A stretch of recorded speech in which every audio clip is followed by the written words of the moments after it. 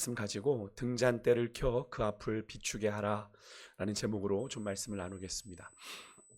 민수기 8장은 성막 안을 비추는 성소 안의 등잔대에 대한 이야기와 레위인 성막에서 봉사하는 고앗 자손, 게르손 자손, 무라리 자손의 이 레위인들의 임직식에 대한 내용이 담겨 있습니다. 주로 전반적인 내용은 레위인의 임직식의 내용이 주로 담겨 있는데요.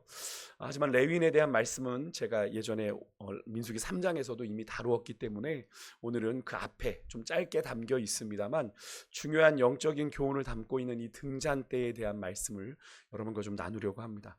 앞에 7장은 앞에 5장과 6장에서는 정결법과 나시린에 대한 이야기를 우리가 좀 나누면서 우리가 이 시대에 나시린으로 살아가게 해주십시오라는 말씀을 여러분과 나누었는데요. 7장으로 넘어오면서 다시 성막 이야기로 돌아갑니다.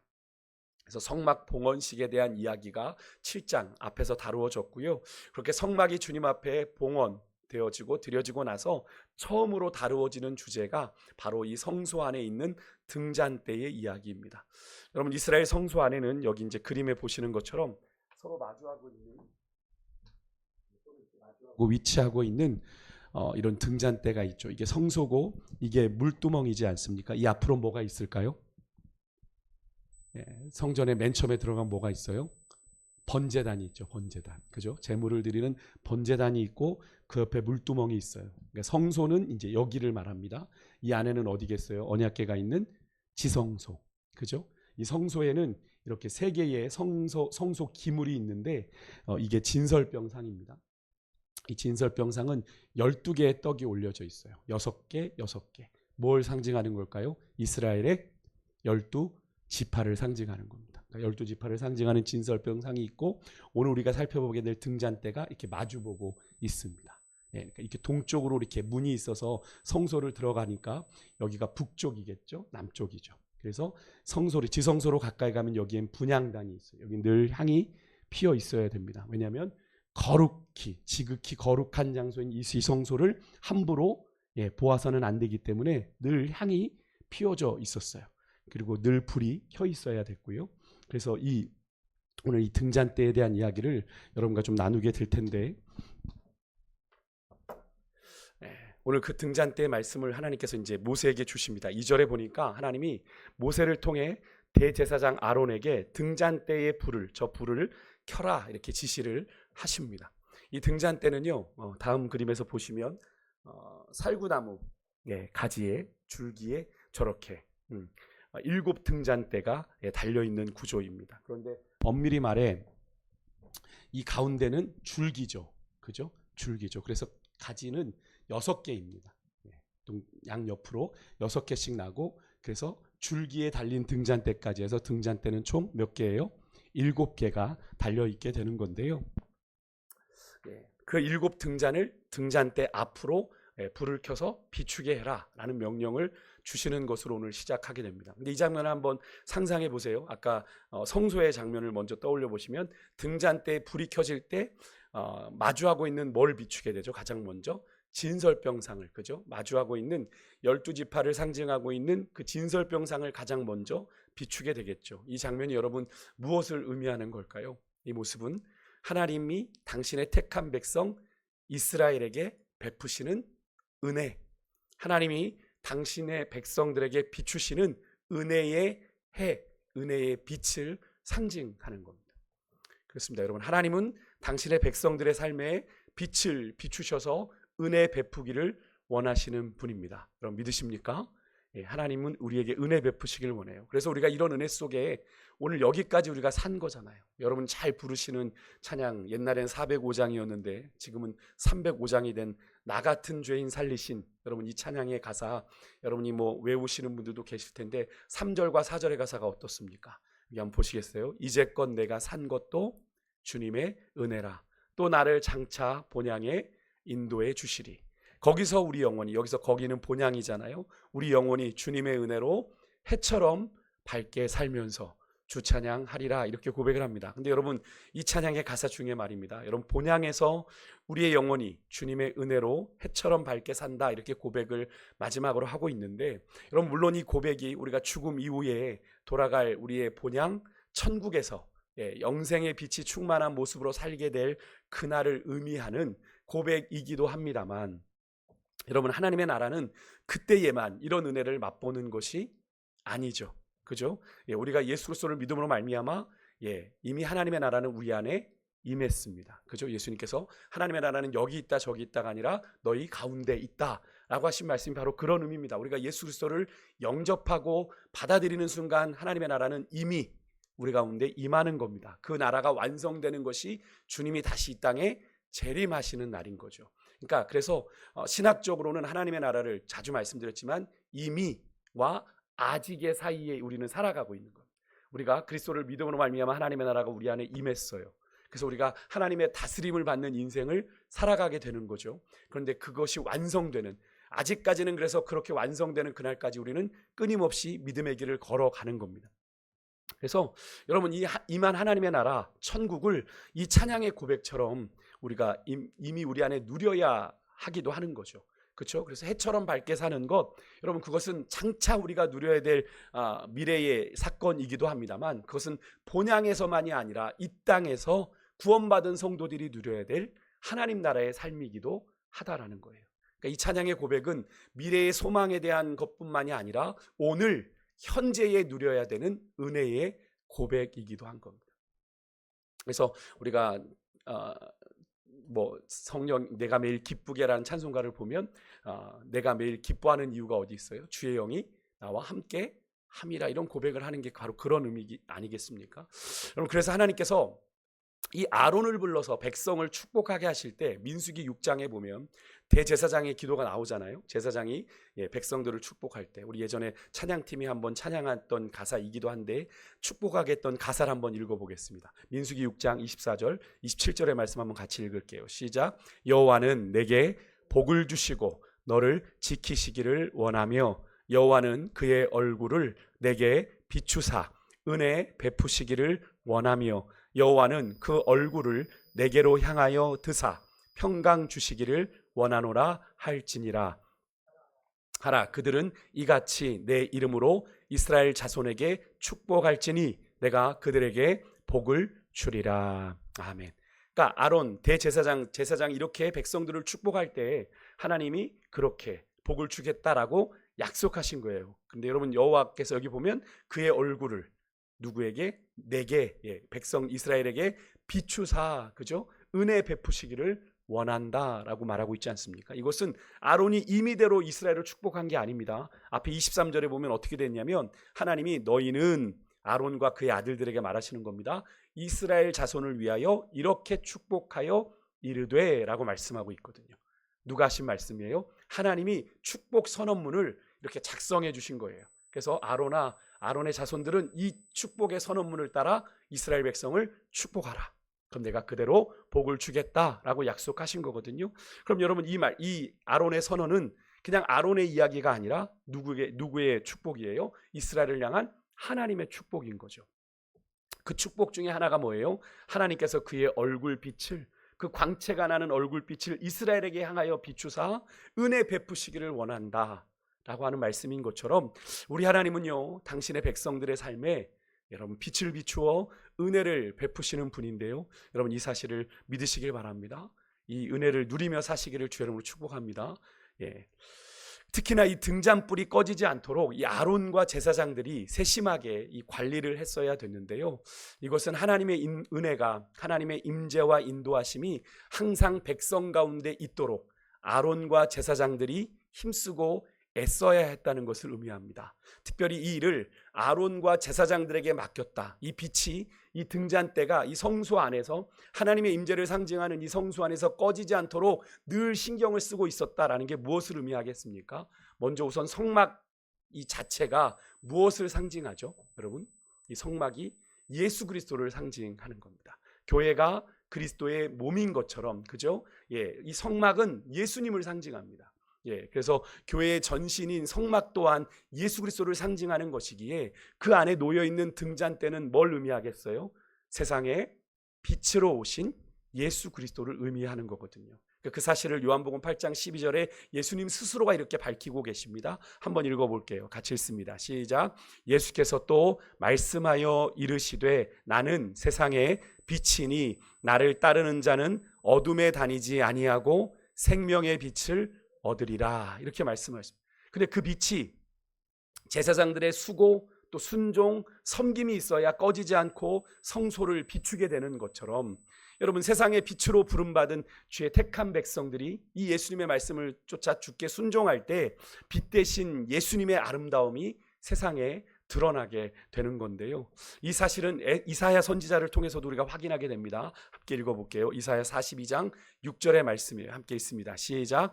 나 여호와가 의로 너를 불렀은즉 내가 내 손을 잡아 너를 보호하며 너를 세워 백성의 언약과 이방의 빛이 되게 하리니. 나 여호와가 의로 너를 불렀다. 의로 너를 불렀다라는 건 뭘 의미합니까? 하나님이 당신의 의로 우리를 구원하셨다라는 말입니다. 그러니까 하나님이 우리를 구원하신 이유, 내가 내 손을 잡아 너를 보호하며 너를 세워 백성의 언약과 이방의 빛이 되게 할 거다. 이방의 빛이 되게 하신다라고 말씀하시는데요. 이스라엘을 온 열방을 위한 제사장 나라로 삼으신 하나님의 뜻이 이 말씀을 통해 확인되고 있는 겁니다. 이스라엘을 그렇게 하나님께서 의로 부르셔서 구원하셔서 자격 없는 이스라엘을 구원하셔서 그들을 붙드시고 또 그들을 보호하시고 그들과 언약을 맺으신 이유가 뭐냐면 이방의 빛이 되게 하시고자, 축복의 샘플 삼아 주시고자 이스라엘을 하나님이 택하여 선민이라고 우리가 부르는 거죠. 근데 이 사명이 구약의 제사장들, 아론과 제사장들에게 있었다는 건 뭘 의미합니까? 오늘 이 시대를 베드로전서 2장 9절의 말씀처럼 구원받아서 왕같은 제사장으로 살아가고 있는 여러분, 우리 그리스도인들을 향한 말씀으로 우리가 이 말씀을 치환해서 받아들일 수 있는 거죠. 거기 보면 우리 구원받은 사람들을 택하신 족속, 왕같은 제사장, 거룩한 나라, 하나님의 소유된 백성으로 삼으셨다라고 기록을 합니다. 근데 그 이유가 분명히 나오죠. 그 이유가 뭐예요? 우리를 어두운 데서, 죄악 가운데서 불러내어 기이한 빛에 들어가게 하신 이의 아름다운 덕을 선포하게 하려 하심이라 이렇게 말씀을 하고 있거든요. 우리를 구원하신 이유는 너무나 분명해요. 우리가 구원받고 그냥 혼자 천국 가라는 게 아니에요. 그죠? 우리를 구원하신 그 하나님의 우리를 죄 가운데 불러내어 기이한 은혜의 빛에, 구원의 빛에 들어가게 하신 이 하나님의 아름다운 덕, 아름다운 은혜를 우리가 전할 책임이 우리에게 있어서 우리를 택하시고 왕같은 제사장 삼아주시고 거룩한 하나님의 나라로 삼아주시고 주의 소유된 백성으로 삼아주셨다라고 베드로 사도는 이야기하고 있는 건데요. 구원받은 우리 성도들은 그렇게 주의 택한 백성으로 이 어두운 세상을 향해 그리스도의 빛을 밝히는 삶을 살아야 되는 거룩한 존재다라고 말하고 있는 건데, 그래서 예수님께서도 그 사실을 이렇게 말하고 있죠. 마태복음 5장 14절 15절 우리 같이 한번 읽어보겠습니다. 같이 읽겠습니다. 시작. 너희는 세상의 빛이라. 산 위에 있는 동네가 숨겨지지 못할 것이요 사람이 등불을 켜서 말 아래에 두지 아니하고 등경 위에 두나니 이러므로 집안 모든 사람에게 비치느니라. 아멘. 여러분, 이 말씀 우리가 너무나 잘 아는 말씀이잖아요. 근데 여러분, 정말 우리는 세상에 빛된 존재로 살아가고 있을까요? 우리가 너무나 잘 아는 말씀인데, 너무나 익숙한 말씀인데 우리는 정말 세상에 빛이라 부르신 예수님의 그 부르심에 합당한 존재로 살아가고 있을까요? 여기 보면 예수님께서 산 위에 있는 동네가 숨겨지지 못하게 우리에게 비추는 그리스도의 구원의 빛을 세상에 비추라고 말씀하고 있는데, 여러분 우리가 그렇게 살아가고 있는지. 여러분, 예수님께서 또 말씀하세요. 사람이 등불을 켜는 이유가, 여기 보십시오. 사람이 등불을 켜서 말 아래, 이게 말 아래라는 건 그냥 받침대 아래 숨겨두지 아니하고, 등경이 뭡니까? 등불을 올려놓는 받침대잖아요. 등경 위에 둔다라는 건 뭘 의미합니까? 불은 드러내고 비춰지기 위해서 불을 켠다는 거예요, 사람이. 그죠? 그 등불을 켜놓고 감춰놓는 건, 물론 요즘에는 뭐 무드등 해가지고 이렇게 감춰놓는 불도 있습니다만, 그런 거 말고요. 그죠? 우리가 메인으로 쓰는 불을 켰을 때는 뭔가를 드러내고 뭔가를 찾고 비추려고 할 때 켜는 것 아니겠습니까? 너무나도 당연한 이야기를 예수님께서 하시면서 예수님께서 제자들을 세상의 빛으로 부르신 까닭이 바로 그런 이유다라고 말씀하고 계시다라는 겁니다.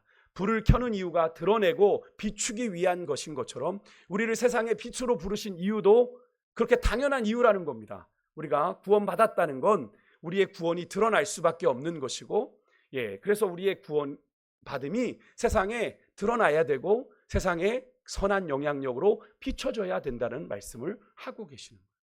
근데 요즘에 그런 일들이 있다고 하잖아요. 종종 말씀드리고 있지만 회사에서 그리스도인인 거, 성도 교회 다니는 거 숨기고 있다가 우연하게 부장님도 교회 다니셨어요? 이런 일들이 비일비재하게 요즘 일어난다고 합니다. 왜 그렇습니까?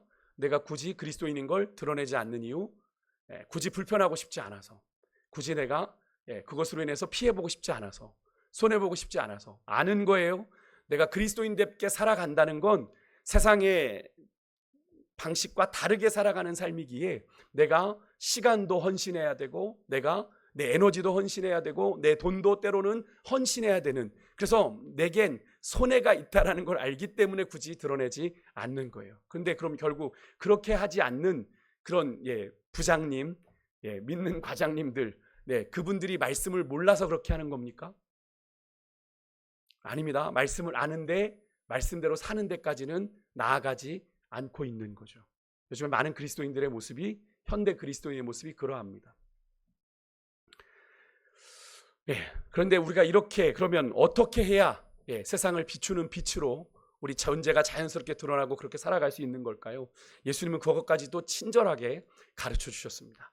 마태복음 5장 16절 우리 한번 같이 한번 읽어볼게요. 화면을 보고 읽겠습니다. 시작. 이같이 너희 빛이 사람 앞에 비치게 하여 그들로 너희 착한 행실을 보고 하늘에 계신 너희 아버지께 영광을 돌리게 하라. 아멘. 예수님께서 빛을 비추는 삶을 뭐라고 표현하셨어요? 너희 착한 행실을 보고 라고 이야기하셨습니다. 여러분, 여기서 착한 행실, 그것으로 하나님께 영광을 돌린다. 여기서 착한 행실, 그냥 착하게 사는 건가요? 착하면 되는 겁니까? 여기에 착한 행실은 어떤 구체적인 행동을 의미하는 게 아니고요, 그리스도를 본받아야 하는 제자로서의 삶 그 자체를 의미하는 것. 그리스도를 본받는 삶입니다. 그러니까 하나님 앞에서 선하고 의로운 일 말하는 거예요. 하나님 보실 때 선하고 아름다운 일인 겁니다. 그냥 착한 건 아니에요. 그래서 마태복음 5장 20절에서 예수님께서 이 착한 행실을 의라고 표현하셨습니다. 의. 그래서 너희의 의가 바리새인의 의보다 낫지 않으면 결단코 천국에 들어가지 못할 거다 라는 좀 단호한 말씀을 예수님께서 하셨는데요, 여러분, 이것은 하나님의 뜻에 대해서 완전히 복종하는 삶을 의미합니다. 여기 착한 행실이란 그렇게 살아가면 예수님께서 말씀하신 것처럼 자연스럽게 하나님께 영광을 돌리는 삶을 살게 되겠죠. 그죠? 내 뜻을 내려놓고 주의 뜻에 철저하게 복종하는 삶을 살면 그 삶에는 당연히 하나님의 영광이 드러날 수밖에 없겠죠. 그래서 사도 바울도 고린도전서 9장 27절에 이런 말을 했습니다. 내가 내 몸을 쳐 복종하게 함은 내가 남에게 전파한 후에 자신이 도리어 버림을 당할까 두려워함이로다.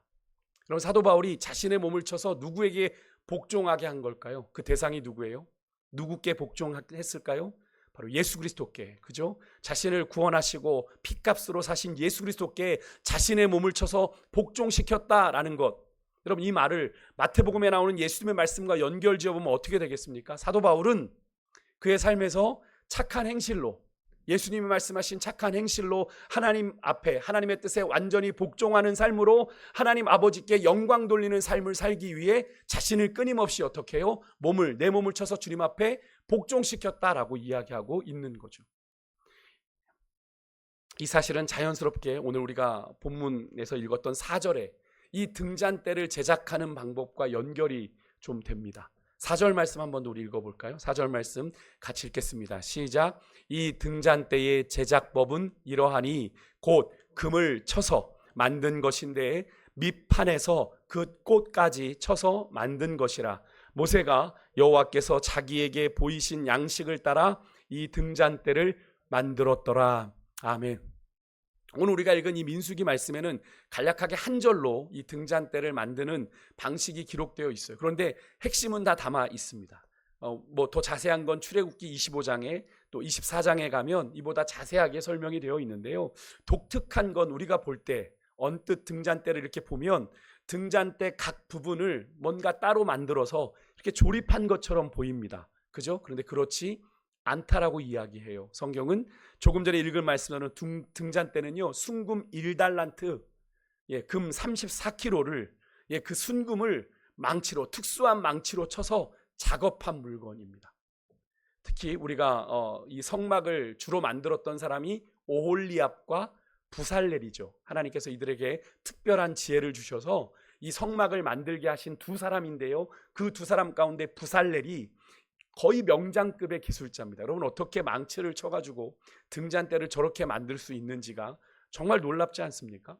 이 부살렐은 이 등잔대뿐 아니라 법궤 위에 속죄소, 여러분 시은좌, 이게 그룹이 있었던 이 덮개 있지 않습니까? 언약궤의 덮개도 이 금덩어리를 가지고 만들었거든요. 이 두들겨서. 그러니까 이 손재주가 엄청난 사람이겠죠.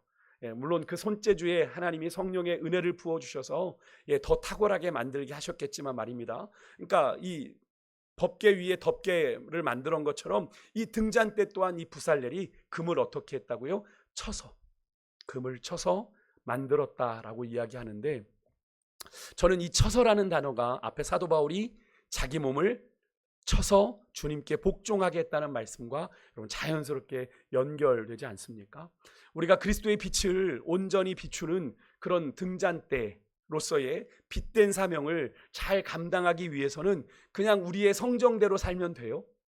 내 기분대로 살면 돼요? 안 되죠. 안 되기에 사도 바울이 했던 것처럼 끊임없이 나를 쳐서 주의 말씀에 복종하게 하는 일이 필요한 거잖아요. 그죠? 그렇지 않으면 주의 뜻을 이루어갈 수 없는 거죠. 주의 빛을 비출 수가 없는 거죠. 사실 앞에서 예수께서 말씀하신 세상에 빛된 우리가 세상에 드러내 보여줘야 될 착한 행실이, 여러분 아까도 하나님의 뜻에 완전하게 복종하는 삶이라는 것을 의미한다고 말씀드렸을 때, 여러분 사도 바울이 고백한 것처럼 나를 쳐서 주께 복종하게 하는 것이 여러분 당연할 수밖에 없겠다는 그런 생각을 해보게 됩니다. 왜 그렇습니까? 우리들은 여전히 사도 바울이 얘기하는 것처럼 로마서 7장 19절에 말하는 것처럼 우리는 어떤 존재입니까? 원하는 바 선은 행하지 아니하고 원치 않는 바 악을 행하는, 도리어 원치 않는 바 악을 행하는 존재이기 때문에 그러한 거죠. 우리는 원함은 있어요. 내가 주님의 뜻대로 살아가고 싶은, 착한 행실을 하고 싶은, 주님의 뜻을 쫓아가고 싶은 그런 마음은 있지만 그렇게 잘 사라지지 않는 것이 우리의 현실이잖아요.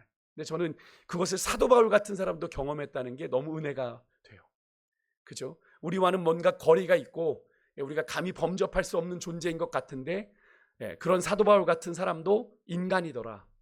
우리와 똑같은 성정을 가진 사람이더라. 우리가 겪는 믿음의 갈등, 믿음의 고민을 똑같이 겪던 사람이더라. 그런데 그런 사도 바울도 주님 앞에 바로 서기 위하여, 빛된 사명을 감당하기 위하여 나를 쳐서, 자기 몸을 쳐서 주님 앞에 복종시켰다. 여기 몸을 쳤다라는 표현이 정말 중요합니다. 우리의 육신은, 몸은 어때요? 육신의 정욕을 따라가길 원하고, 그죠? 안목의 정욕을, 이생의 자랑을 따라가는, 그래서 육신의 정욕을 따라갈 수밖에 없는 그런 자신을 알았던 거죠. 그래서 나의 몸을 쳐서 주님께 복종시키는 일들을 내가 했노라 이야기했던 건데요. 여러분, 오늘 우리가 살펴봤던 이 등잔대는요, 이스라엘에게 상당히 좀 중요한 의미를 가져요. 이들에겐 아픈 상징이기도 합니다. 유대인들이 이것을 이스라엘의 국장의 문양으로 삼을 정도로, 이 이스라엘의 이 깃발이 있는데요, 이스라엘의 국가 깃발에 뭐가 이렇게 그려져 있어요? 금 등잔대가 이렇게 달려 있어요. 근데 이게 사실은 이것을 이렇게 소중하게 여기는 이유가 두 가지인데, 하나는 역사적인 의미가 있어요. 제가 자주 말씀드렸죠. 이 등잔대가 이스라엘에게는 자신들이 멸망당한 아픔이 깊이 새겨져 있는 물건입니다. 이스라엘이 586년에 바벨론에 멸망한 게 아니라 이제 AD 70년에 예수님께서 이 성전이 돌 위에 돌 하나도 남지 않고 무너지리라 하신 말씀대로 정말 예수님 돌아가시고 AD 70년에 로마 티투스 장군에 의해서 예루살렘이 초토화됩니다. 그때 말씀드렸죠. 그때 유대인이 수백만이 학살당하는 그런 처참한 지경에까지 이르게 되는데, 그때 이 티투스 장군이 전쟁에 승리하고 이 성전의 그 등잔대를 들고 로마로 돌아갔거든요. 이 티투스 장군의 개선문이 로마에 있는데 그 안쪽 벽에 이 로마군이 이 등잔대를 가지고 가는, 여기 보이십니까? 네, 이 등잔대. 이게 지금 그 로마 티투스 장군의 개선문 안쪽 왼쪽 벽인데요. 이 왼쪽 벽 아래 이 병사들이 이거를 들고 가는, 이게 성소 안에 있던 건데 성소가 다 짓밟혀서 무너져 버렸으니 이거를, 순금이잖아요. 이걸 챙겨 지금 군사들이 가고 있는 겁니다. 그러니까 의기양양하게 입성하는 장면이 저렇게 조각되어 있는데 여러분 얼마나 아픈 상처겠어요. 등잔대를 볼 때마다 이스라엘은 아픔을 가지고 있는 거예요. 둘째는 신학적인 의미가 있습니다. 이 순금 등잔대는 성소에서 가장 아름답고 화려한 물건이에요. 순금 1kg가 들어가 있잖아요.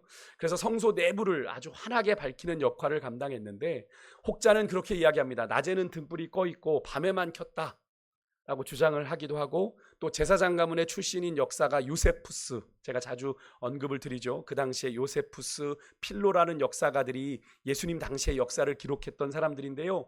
이 요세푸스가 낮에는 7개 중 3개만, 밤에는 7개를 다 켰다라고 기록을 하는데, 의외로 이 요세푸스의 역사가인 요세푸스의 기록이 정확하지 않은 것들이 많아서 학자들은 이렇게 이야기를 합니다. 낮이고 밤이고 성막 내부에 저 7개의 등잔을 다 켜놓았을 거다라고 얘기를 보는데요. 저도 이 의견에 동의를 합니다. 왜냐하면 이전에 제가 설교를 드리면서 여러분 성막이 그냥 저렇게 되어 있는 게 아니라 성막이 이렇게 나무로 금으로 감싸진 다음에 그 위에 덮개가 있었다는 걸 기억하십니까? 그죠? 4겹으로 그 덮개가 덮여 있었다라고 말씀을 드렸어요.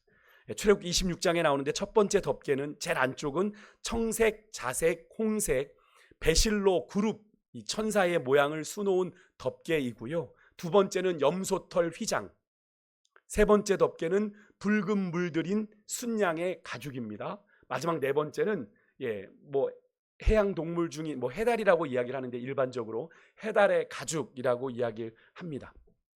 여러분 벌써 지금 해달의 가죽, 순양의 가죽, 이 가죽이 2겹이나 되는 이 덮개들로 인해서 여러분 성소 안이 어땠을까요?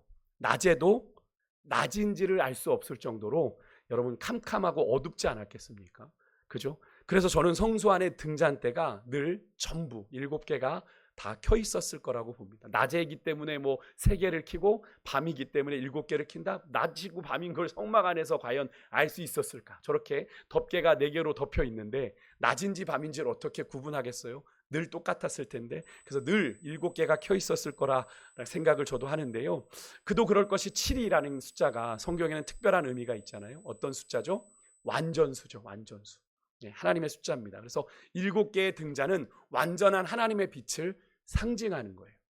하나님의 빛은 영원히 꺼지지 않는 완전한 빛입니다. 그래서 등잔대의 저 등잔도 항상 7개를 켜두었을 거다라고 학자들이 보는 건데요.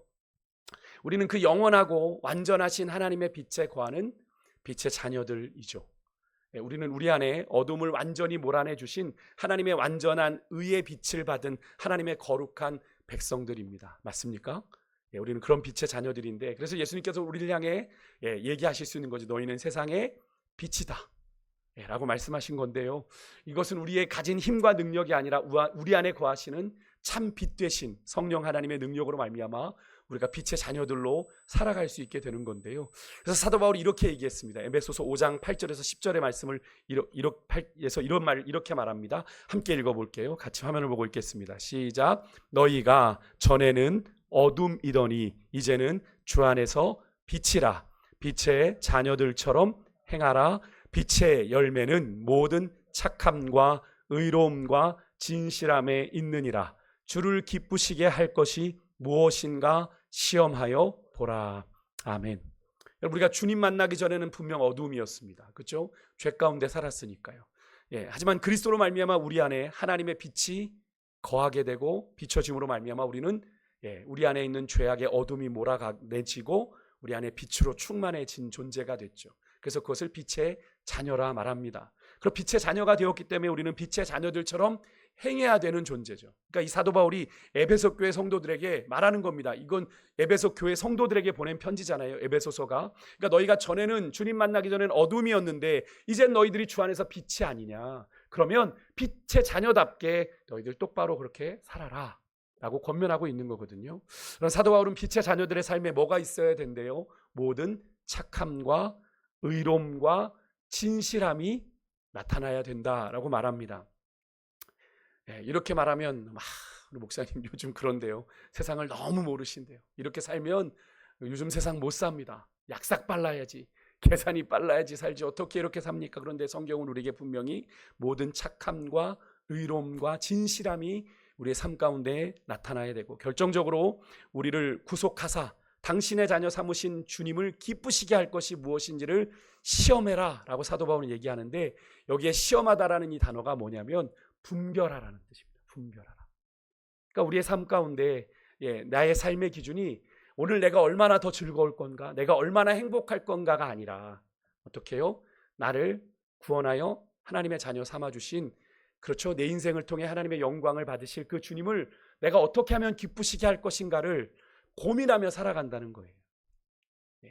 차원이 다른 삶이 되지 않겠습니까? 내가 밥을 먹어도, 내가 길을 걸어가도 내가 그런 마음으로 살아요. 내가 주님을 어떻게 하면 기쁘시게 할까? 라는 고민을 하며 살아가는 것이 빛의 자녀들처럼 살아가는 삶이라고 사도 바울은 얘기합니다. 여러분과 저는 이런 존재들인데 여러분 이렇게 살아가고 있습니까? 오늘 말씀이 우리가 어떤 존재고, 구원받은 우리가 어떤 존재고, 또 어떤 존재로 주 안에서 살아가야 하는지를 분명히 이야기해 주고 있는 말씀인데요. 여러분 사실 이 말씀 오늘 모르던 말씀 아니시죠? 너무나 많이 들었던 말씀 아니십니까? 그런데 여러분의 삶과 가깝습니까? 여러분의 삶과 괴리감이 있습니까? 이게 중요한 거 아니겠어요? 우리의 삶과 왜 괴리감이 있는 걸까요? 이 익숙한 말씀이 우리의 삶에 적용하려고 보면 부담이 너무나 큰 거죠. 힘든데, 부담되는데, 이런 마음 들지 않으십니까? 여러분 죄송한데요, 우리가 아는 것으로 끝나서 그래요. 말씀을 아는 것으로 끝나서. 신앙은요, 암도 필요해요. 아는 것도 필요합니다. 그런데 아는 것에서만 머물면요, 그 신앙의 변화는 일어나지 않습니다. 종종 성도님들과 이야기하다 보면 이런 말을 합니다. 목사님, 저도 제가 이렇게 권면을 드리면 다 아는데요. 그러면 제가 할 말이 없어요. 더 이상. 모르는 거 아니었으니까 다 안돼요. 그런데 그 아는 걸 행하지 않으면 여러분 현실은 바뀌지 않는 거죠. 그렇지 않습니까? 알고만 있으면 뭐합니까? 알고 그 자리에 그대로 있으면 뭐예요? 변화가 일어나야 되는데, 변화는 언제 일어납니까? 언제 요단강이 갈라졌죠? 언제 요단강이 주님이 발을 내디디면 갈라진다고 했어. 그래. 기다리면 갈라집니까? 어떻게 해요? 발을 내디딜 때 갈라지는 거잖아요. 요단강이 범람하고 있었습니다. 요단강이 만만해 보이진 않았어요. 그 당시 범람할 때라고 그랬어요. 요단강이 막 범람하고 있으니 발을 내딛는 게 언뜻 제사장들의 입장에서는 두려울 수 있지만, 제사장들이 법궤를 메고 발을 내딛으면 하나님이 가르친다고 했어요. 근데 그러지 않으니까, 그죠? 요단강이 갈라지는 역사가 일어나지 않는 거죠.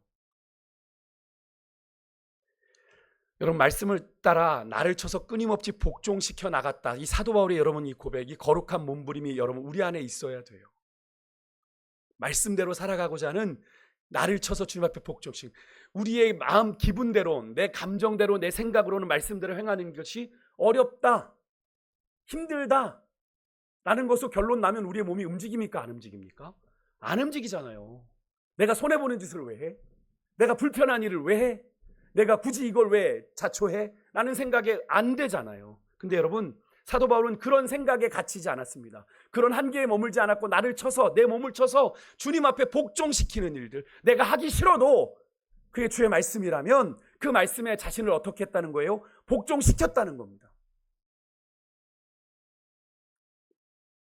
여러분 그런 거룩한 몸부림이 있을 때 여러분 우리가 이 땅에서 세상에 빗댄 사명을 이 등잔대처럼 감당할 수 있게 되는 겁니다. 여러분 저 등잔대를 만들기 위해서 부살렐이 얼마나 망치로 두들겼을지를 상상해 보십시오. 얼마나 많이, 저 금덩이를, 그죠? 얼마나 많이 쳐서 저렇게 반질반질한 등잔대를 만들었겠어요. 여러분 하물며 우리겠습니까? 우리 얼마나 나를 쳐야 주님의 그 거룩하심에 이룰 수 있겠어요. 제발 여러분 말씀을 듣고 아는 것에 멈추지 마시고요, 그 말씀에 하나라도, 여러분 둘이라도 우리가 실천함으로 말씀의 능력을 경험하게 될 때 여러분 우리는 하나님의 역사를 경험하게 되고, 그러는 사이에 우리의 믿음도 성장하고 성숙하게 되는 거예요. 요즘에 제가 하나님의 말씀을 묵상하면서 그런 도전을 되게 많이 받습니다. 믿는 대로 행할 때 하나님의 역사를 경험하게 되는 거. 여러분 세상의 빛입니다. 여러분 맞습니까? 여러분은 세상의 빛은 별로 아유 못하겠어요. 나는 빛 아닐래요. 라고 생각이 드십니까? 여러분 그래서 우리를 통해 산 위의 동네가 숨기우지 못해야 됩니다. 여러분에게 여러분 산 위의 동네가 어디세요? 어디겠어요? 누군가에게는요 가정일 수 있어요. 누군가에게는 여러분의 빛을 비춰야 하는 곳이 가정일 수 있고요.